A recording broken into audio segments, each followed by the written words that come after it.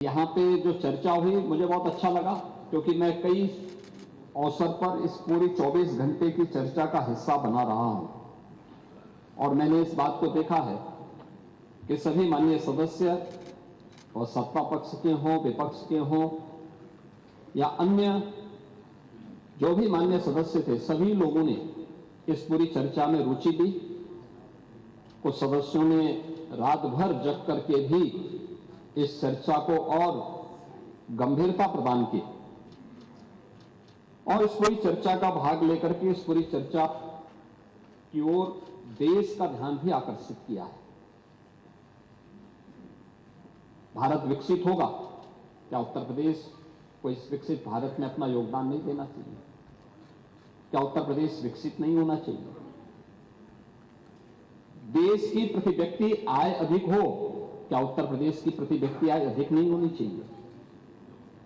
देश में खुशहाली हो तो देश की सबसे बड़ी आबादी का नागरिक क्या उस खुशहाली का हिस्सा नहीं होना चाहिए? और इस दृष्टि से इस पूरे कार्यक्रम को हम लोगों ने दो भागों में बांटने का प्रयास किया है।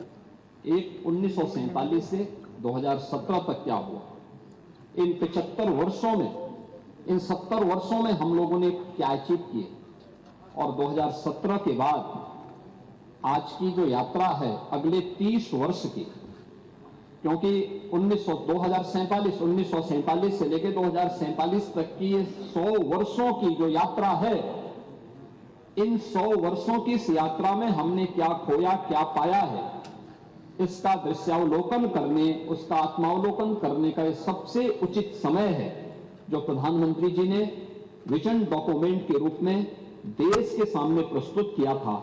और उसी विजन डॉक्यूमेंट से अनुप्रेरित होकर के उत्तर प्रदेश आज इस विजन डॉक्यूमेंट की प्रारंभिक चर्चाओं को अपने यहां आगे बढ़ाने का काम कर रहा है। महोदय, 2017 के पहले मैं यहां पर सबसे पहले जो हमारे नेता प्रतिपक्ष तो काफी बुजुर्ग हैं, अनुभवी हैं,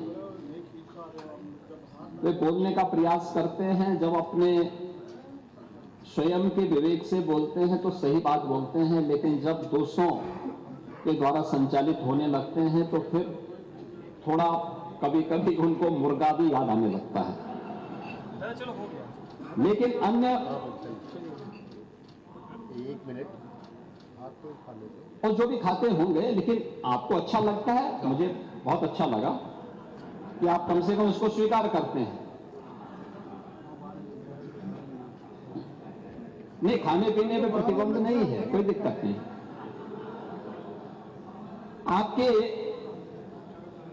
आपके विरोधी दल से जुड़े हुए कुछ माननीय सदस्यों के द्वारा भी यहां पे बहुत अच्छी बातें कही जा रही थी और कुछ कही जा रही थी, और मुझे उसी पे एक बात याद आई कि बड़ा हसीन है इनकी जवान का जादू,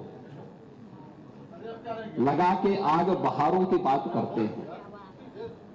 जिन्होंने रात में चुन चुन करके बस्तियां लूटी, वही नसीबों के मारों की बात करते हैं। मैं बात सुन रहा था, आपके सभी माननीय सदस्यों की बात कर रहा था मैं, और मुझे लगा कि खन्ना जी संभवतः ना बोलें क्योंकि वे भी रात भर जगे हैं, तो मैं ही इसका जवाब आपको दे दूं। इन परिणाम क्यों नहीं देंगे खन्ना जी? आप खन्ना जी से इतना अविश्वास मत करिए। आपकी नाराजगी खन्ना जी के लिए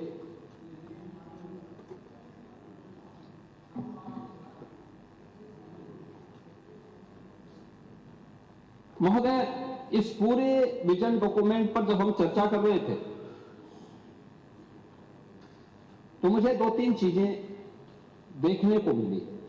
मैं अभी स्वागत करूंगा आप सबके प्रस्तावों का, और होना भी चाहिए। हर विधानसभा क्षेत्र में विकास होना चाहिए, हर जगह योजनाओं का लाभ मिलना चाहिए, बिना भेदभाव के गरीब कल्याणकारी योजनाओं का लाभ मिले,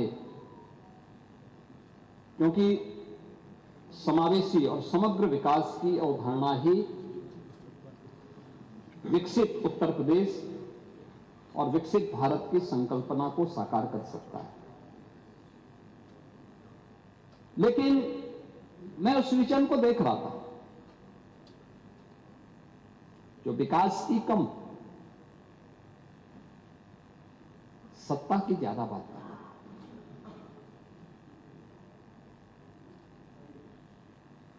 जो अपने स्वयं की बात कर रहा था। और मुझे आप लोगों की बातों से एक चीज लगी,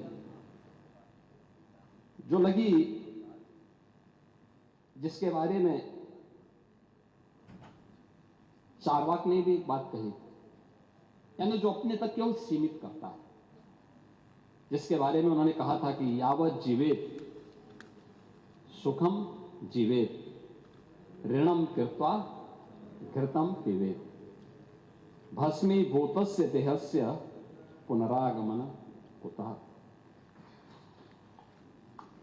और ये स्थिति आप लोगों की है, यानी केवल अपने तक सीमित करना। आपका परिवार डेवलपमेंट अथॉरिटी भी उसी का नमूना है। यही है, ये परिवार डेवलपमेंट अथॉरिटी की ये भावना ही इस पर आधारित है, जिसके बारे में स्वामी विवेकानंद ने कहा था कोप मंडूक होना। उन्होंने अपनी कथाओं में, अपने प्रवचन में एक बात को कहते थे कि एक कुएं में एक मेढक था।